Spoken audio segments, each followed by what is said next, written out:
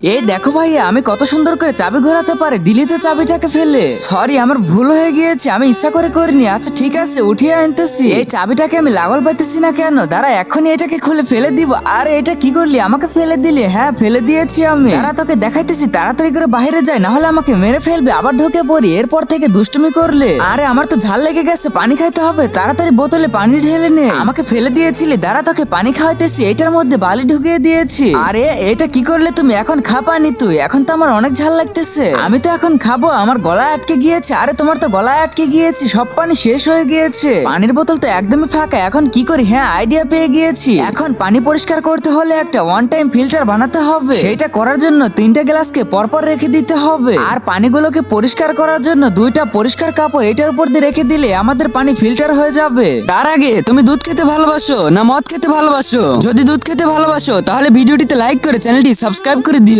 পানি দিয়ে তুই আমাকে বাঁচিয়ে দিলি রে। হ্যাঁ আমি আজকে তোমাকে বাঁচিয়ে দিয়েছি। হ্যাঁ আমাকে আর কিন্তু পানি খাইতে বাধা দিবে না।